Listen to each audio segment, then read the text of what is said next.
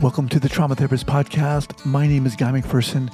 I interview incredible people who've dedicated their lives to helping those who've been impacted by trauma. A big thank you to our sponsors and our guests who are supporting this show. 5, 4, 3, 2, and 1. All right, folks, welcome back to the podcast. Very excited to have as my guest today, Dr. Rachel Siegfried. Rachel, welcome. Thank you. So excited to be here. Awesome.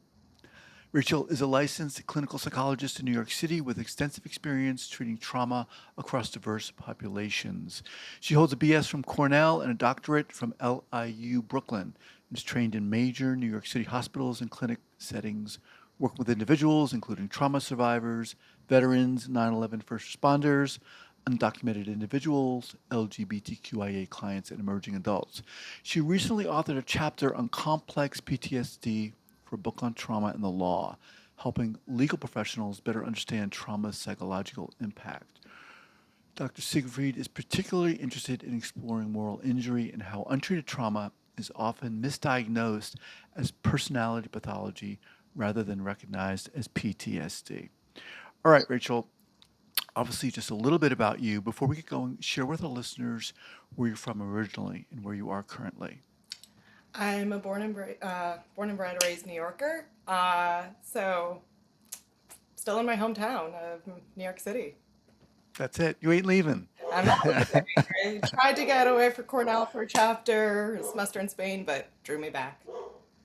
All right.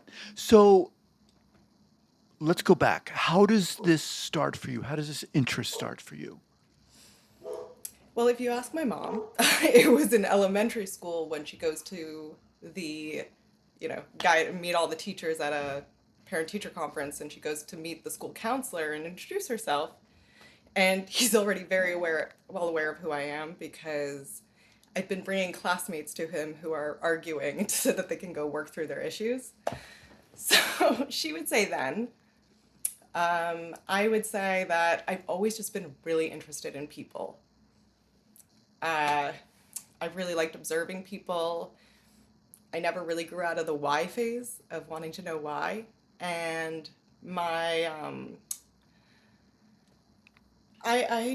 started taking small psychology classes here and there in high school and things, but it really formulated in college. I actually wrote my college essay about people watching and my love of people watching, which luckily they didn't find weird. And Right.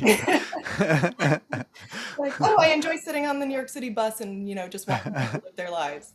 Right. Have you heard of stalking? Exactly. And then in college, I was studying human development, and there was a course on risk and resiliency in childhood and adolescence.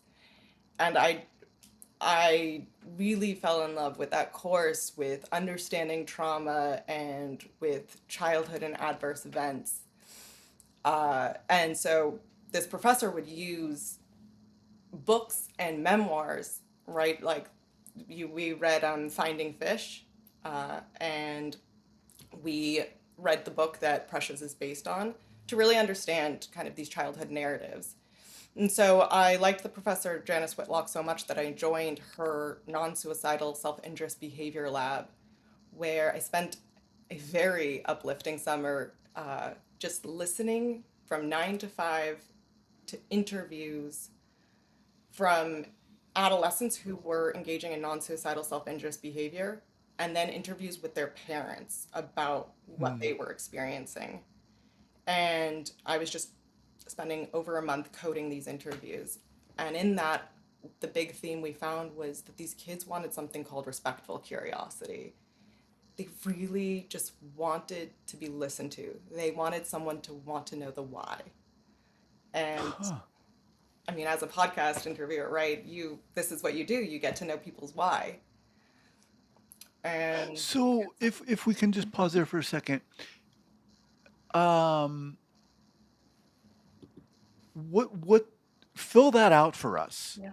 Because you have these kids here who are injuring themselves, through all various means, not suicidal, No. but at the core there's that need. Yes.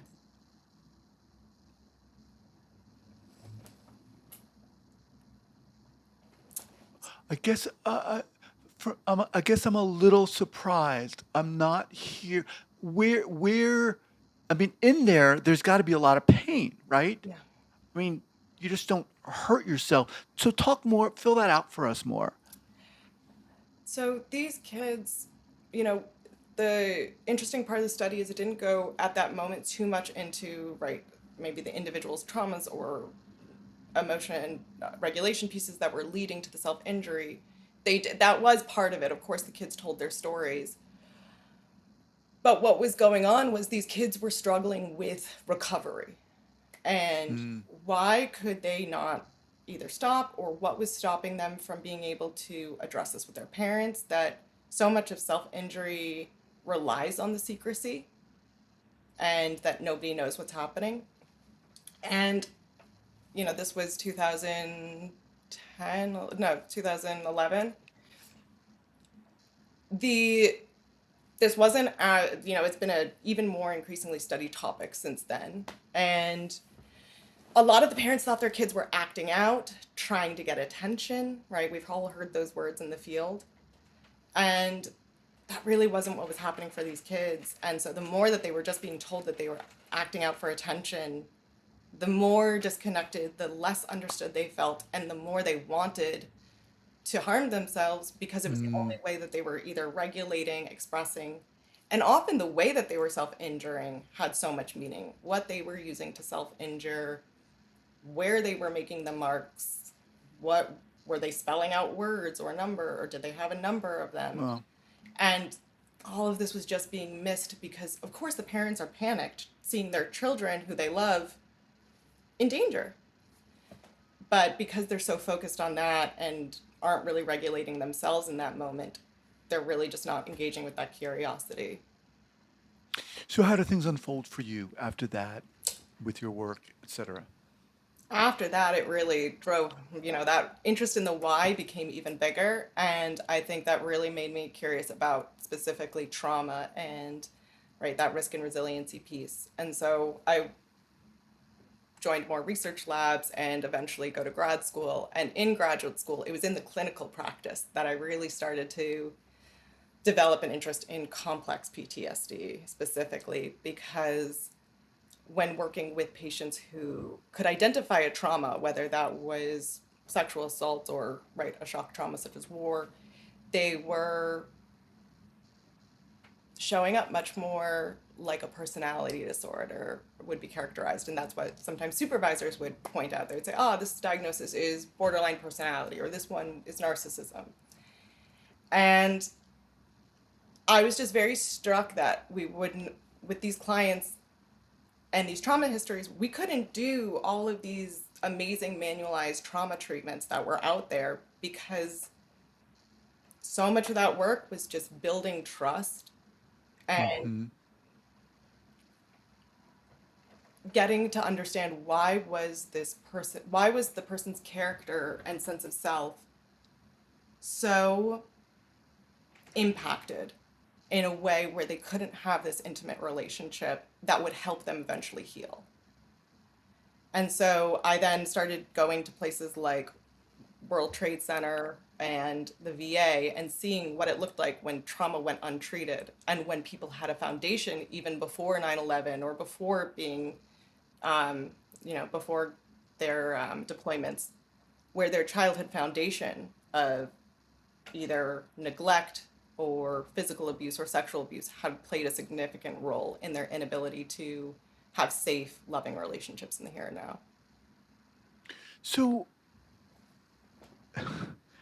this is tough stuff. I mean, hard stuff. How are you when you start doing this, even with going back to the kids and that research project? I mean, that's for a lot of people really hard to hear. How are you doing that? How are you managing that? Um, I There's a quote. Have you ever read Theater of War by Brian Doherty? Mm-mm. 10 out of 10 recommend. It's an amazing book. And he runs these huge productions where major plays like Greek works are taken and performed in front of audiences like veterans or people in Guantanamo Bay. And through acting, through these narratives, he has the community actually come together to see their pain through theater. And he has this wonderful quote where he says, trauma narratives comfort the afflicted and afflict the comfortable. And maybe because I am the grandchild of Holocaust survivors, there's just never been a time in my life where I can remember there not being narratives of trauma, but not in an overwhelming way as a child, but that the world is filled with people who have been through incredibly tough experiences that shape who they are. And so the idea of not listening to that narrative or not being interested in that Mm. narrative, I guess, hasn't really ever overwhelmed me. It just makes me feel closer to people. And when you started doing that work, and I'm guessing this wasn't necessarily conscious, but was there what kind of a pull was there towards these people, towards the stories they were telling? Were you feeling that somehow you wanted to quote unquote help or listen or what? I felt that listening was helping, that somebody, right, one, people like talking about themselves, but people, when we feel seen and heard, right, the term in so much of trauma work is bearing witness. When we feel that somebody wants to bear witness to our pain, that we don't have to carry it alone, I think that's when we feel safest and we can really heal. And that's what trauma so disrupts, especially complex trauma from childhood, that ability to trust and connect with others. So, right, the idea that relationships can be what break us and hurt us, they can also be what heals us. And so I've always just really loved the opportunity, whether that was as a friend or as a therapist, to be in that role. Let's talk about this topic of moral injury and untreated trauma, how it's misdiagnosed. How did that become resonant for you? Um, it was real. So while we're using the word, right, people get diagnosed with a personality disorder with untreated trauma.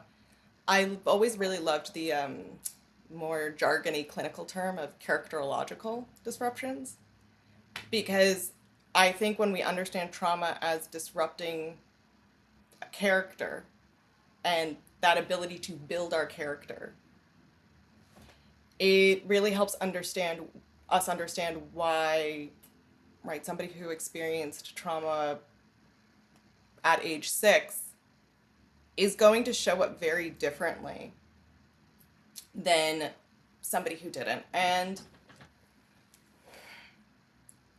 again, it was through working and getting to see uh, first 9/11 responders, really, who were sharing that they had built their world on being part of a system, right? That they would help others and there was some kind of justice in the world. For some of these responders, they had a childhood experience of, again, either physical abuse, neglect, or sexual abuse, where they had learned to not trust authority figures, to not trust the system. And they became, people who could help other people. That was one of the ways that they survived. They found structure in these jobs, right? There's so much structure in being an officer or being a Hmm. in the fire department. And then, right, 17 years later after 9/11, after this major trauma in which it wasn't just the physical trauma of what happened on 9/11 or working in the pit for months after, it was the moral injury, right? The betrayal of what is right, that America let them down, right? They were not given the benefits they needed. They were not given the medical or psychological support that they deserved. And they were just not given any financial resources that they needed. And so 17 years later, all of that is compounding into a complete mistrust of the world and a mistrust of me in therapy, right? In You're saying you're here to help me. I've heard this before. Why should I trust you? Mhm. And that's what really did it for me, being asked, right? What makes you so special that I should trust you when this has never worked before? So, what do you do with that knowledge? How does that impact your work? What's important to you? I think so much of that work has been informed really by Judith Herman's work about establishing safety and that being the first thing we do. And, you know, in our field, that's something that I think is not so unusual. It's not definitely not unique to me, the idea of really establishing trust and safety and psychological rapport. But in other fields, it's quite foreign, right? With You might just develop a professional relationship as a lawyer or a doctor, but the idea that you have to win over someone's trust is not necessarily as common. And so I think I also have really developed a passion and interest in how to help people with complex trauma or how to help other professionals bridge that gap. Hmm, that's interesting. So, talk more about that. How do you translate that? How do you communicate that to a professional for whom maybe that is a foreign concept, or not in their wheelhouse, if you will? So, I actually come from a family of many lawyers. I'm the black sheep as the psychologist. And my my experience when I'm, interacting with family or other lawyers that I know is so often you can make a case out of anything, but you have to have your evidence. Does your argument make sense? And you know, there's a lot of love of the rational. And complex trauma does not love rational, right?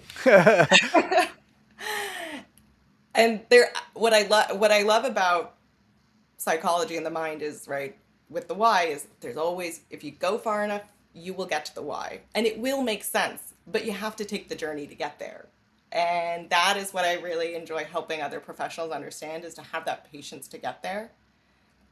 Um, that you But will do you find yourself having to explain and or justify why is important? absolutely. I think helping other professionals understand, one, the basis of complex trauma, where it's coming from, right? How disrupted this person's trust system and sense of self is, that when you're coming in and telling them, you do this, right? If you, don't get into any arguments or fights while you're, incarcerated, it's going to look better to the judge. Makes total sense when you say it that way. However, when your client, something happens, right? Your client gets into a fight, gets into an argument, something happens with another inmate, lawyers can get frustrated. You're hurting the case, right? They're hurt. Your client's now hurting the case. They're not working with you, and Mhm. there might be an inclination to reprimand, right? You can't do that. You shouldn't do that. And helping lawyers and other professionals understand that that isn't what the person needs in that moment. The person has been chastised and berated and humiliated, really, by authority figures and systems their whole life. And so, in this opportunity, starting with, why did you get in the fight? Right? Why did that happen? I know you know that that's not a good idea. So, why? There had to be a reason. And then once you get to the reason, then you can kind of work with the person and say, I completely understand where that came from. And let's talk about how that behavior isn't going to help our joint goal. Is is that their job though? would it not be more, and I guess every example is different or every circumstance is different, but maybe it would even open the door for them to say, you know what, let's bring in Dr. Rachel Siegfried, speak with her. Because it really sounds like you're dealing with a kid, right, who is having explosive behavior. Mhm. And we're berating that kid for all the explosive behavior when we're not really looking at what the hell's going on behind the scenes here with this kid. Absolutely. I think bringing in a psychologist is great. There are a few things. One, you have to have the money and resources for that, right? And you have to get your client to agree and to trust to that. If your client doesn't already trust you, they're not exactly going to be inclined, especially if they come from a background where psychology is Sure. stigmatized, that they're going to say, "You're now you think I'm crazy, right? Now you're just going to send me to a shrink."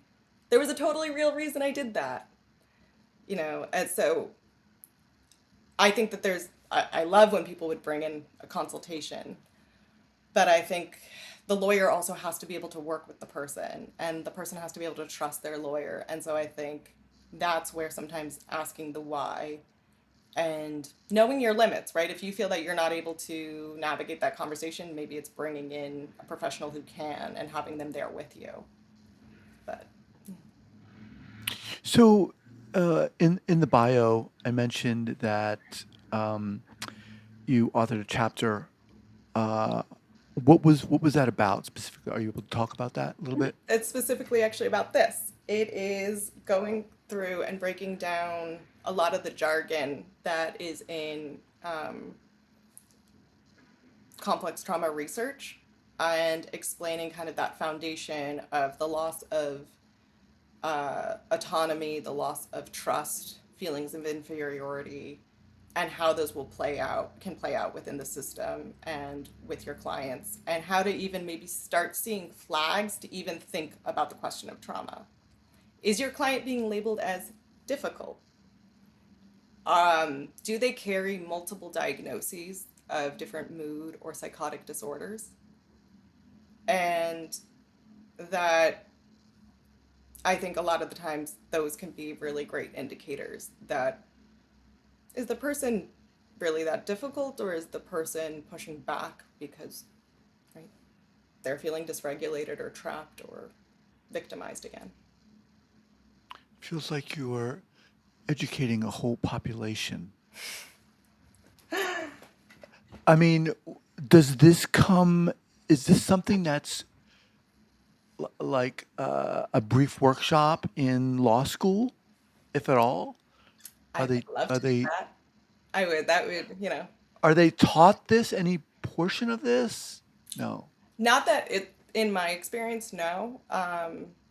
That I've never heard of people saying that in law school they got a class on maybe like how to use psychology in voir dire or something else, but not how to deal with clients who are struggling with mental illness and how to really question trauma as a basis. What? Talk more specifically about why this became important to you. Um, so all of my training was within hospital systems, and my last year was at Elmhurst, and it was during the pandemic. Uh, and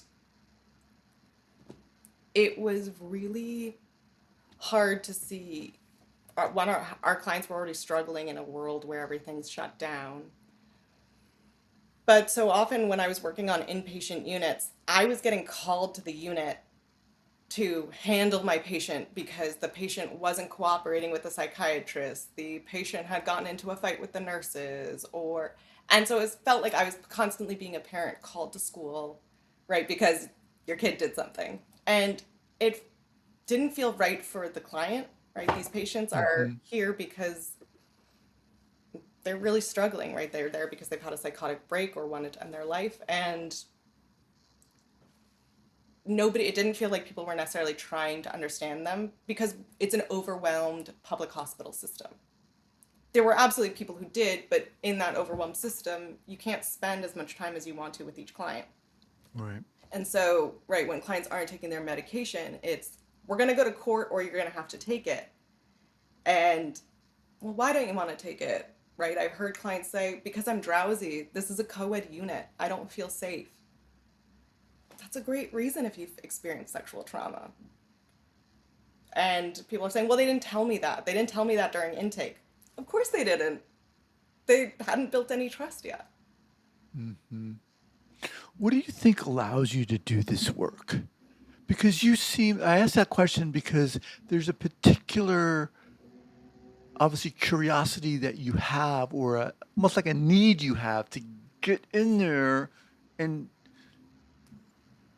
what? Listen, ask these questions. What is it?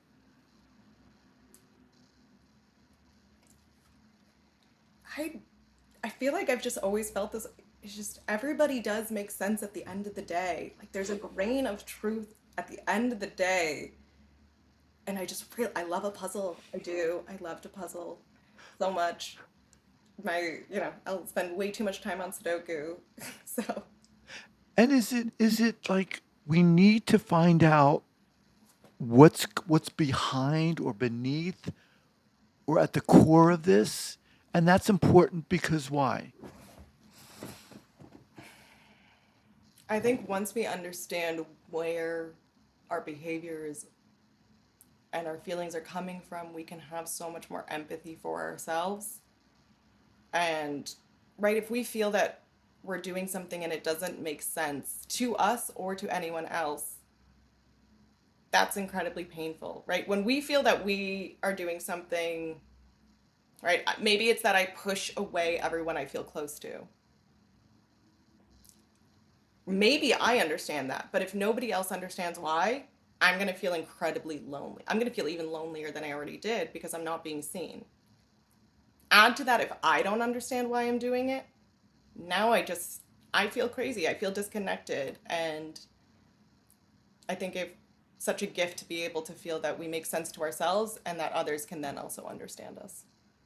I think it's interesting to be doing this as a psychologist, but it takes on a different aura or hue when you are educating other professionals about this, right? Again, it's a language that they don't normally use, Yeah. and it's asking. I feel it's asking them to do something that, okay, it doesn't matter to me why they're doing it. They created this problem or this X and Y happened. Now we got to deal with all that. Why are you asking me to deal with why? Why is that important? Why is why important?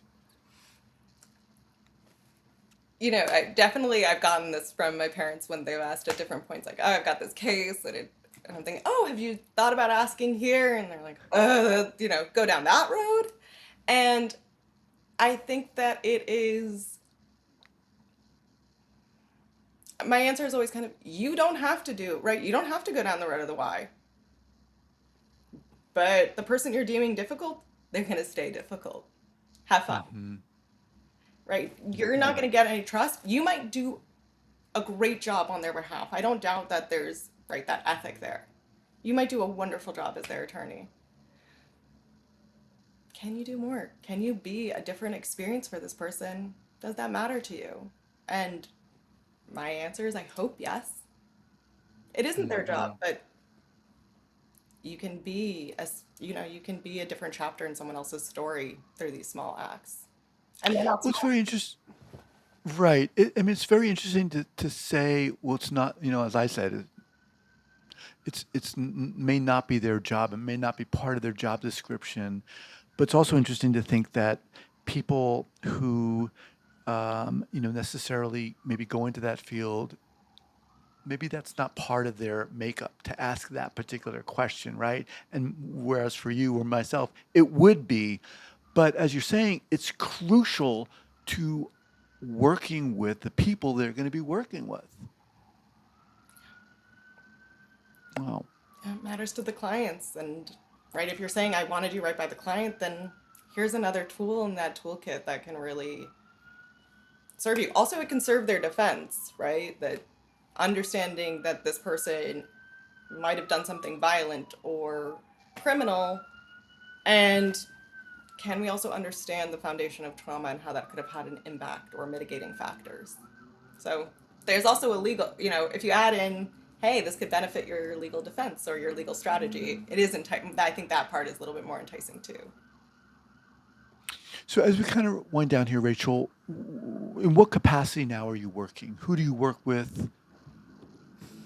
I'm currently in transitioning to private practice, and this spring I'm starting my own private practice. I work with individuals across a range of dimensions, not just complex trauma, but with relationship stress, work stress, depression, anxiety.